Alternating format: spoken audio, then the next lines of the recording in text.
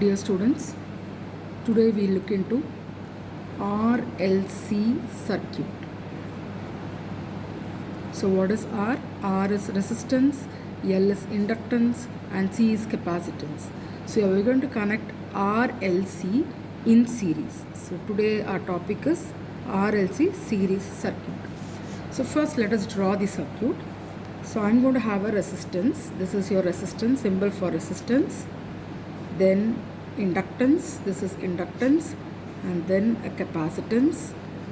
All the three are in series and they are connected to an alternating voltage. So this is my RLC. We know for resistance the voltage and current are in phase with each other.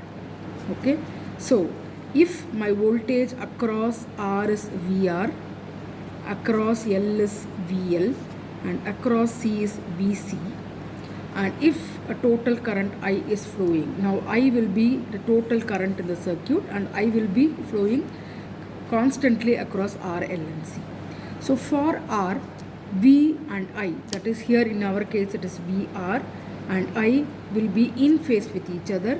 For L, we know the voltage leads the current by 90 degrees. So here it is my VL, and for capacitance the voltage is going to lag by 90 degrees. So this is VC. Okay.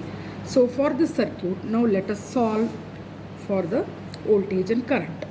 Now let me consider I as instantaneous current.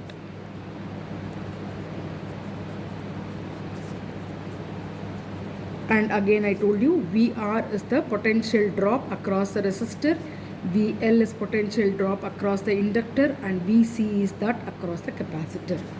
Now we know according to Ohm's law, V is equal to IR. Now let us apply this to a resistance, inductance and capacitance. So we get VR is equal to IR. Now I need to write VL. So I will write it as I into XL, where XL is called inductive reactance, and VC I will write it as IXC, which is capacitive reactance. Okay. Now since these two are going to be imaginary in nature, and here we have voltage leading by 90 and current leading by 90 in the case of capacitance. So I am going to write this as plus JIXL, and to say that voltage is lagging in the capacitance, we are going to put minus JIXC. So the total voltage will be VR plus VL plus VC. All are vector quantities here.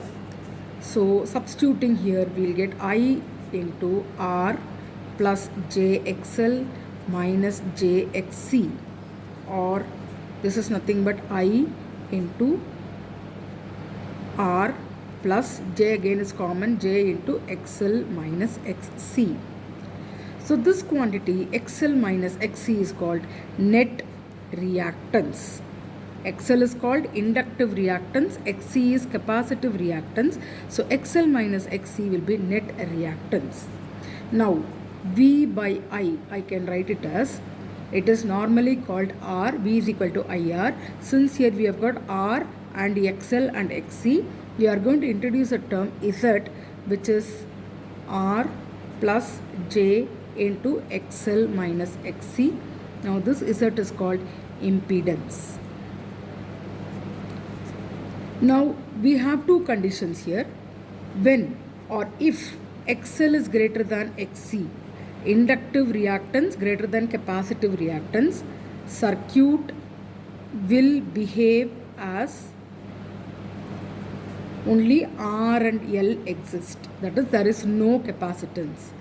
If the reverse case, XL is less than XC, then the circuit will behave as RC alone, as if there is no inductance. Now let us write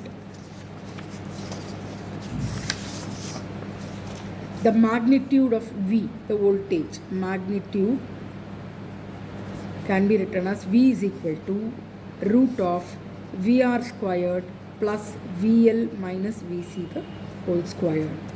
Or when I substitute the value and when I calculate for I, we get I is V by root of R squared plus XL minus XC the whole squared.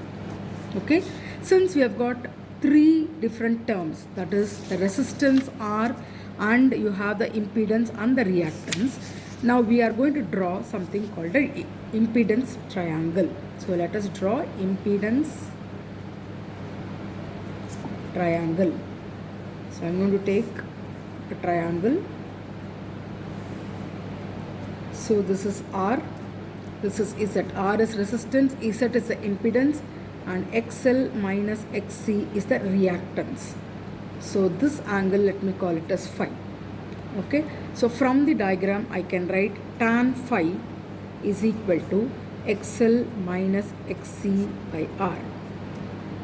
From the fundamentals, we also know XL is nothing but omega L and XC is nothing but 1 by omega C. So substituting, I get tan phi is equal to omega L minus 1 by omega C the whole divided by R. Now we can calculate the power factor, which is nothing but by definition it is cos of the angle between the resistance and the impedance. So from the triangle I can write cos phi is R by Z. The power calculation will have three powers. One is the actual power, which is P, which is VI cos phi. The reactive power, which is denoted by Q, which is VI sin phi. So that the apparent power S will be nothing but VI. Okay. So again from this we can write cos phi is nothing but the real power by apparent power. Okay. So we have got the triangle, impedance triangle, and whenever you have this condition XL greater than XC, circuit behaves as RL. So the voltage, now we know it is going to lead the current by I. If this condition is satisfied, XL less than XC, then it behaves as RC, which is nothing but the voltage lagging behind the current by I. Now let us move on to the resonance in LCR. So what is resonance? We know resonance in this circuit. We know XL is equal to omega L and XC is 1 by omega C. So the condition for resonance will occur when your XL becomes equal to XC, which is nothing but omega L is equal to 1 by omega C, or rearranging omega squared is 1 by LC, or my omega is 1 by root of LC. So when this condition is satisfied, when the frequency is equal to 1 by root of LC, the value of L and C here, inductance and capacitance, then our LCR circuit is going to be in resonance. So we have discussed today about what is the LCR circuit and what is the total voltage. Then we had two new terms, impedance and reactance, and then we had an impedance triangle, and then we calculated the power factor, and finally the resonance in LCR. Thank you.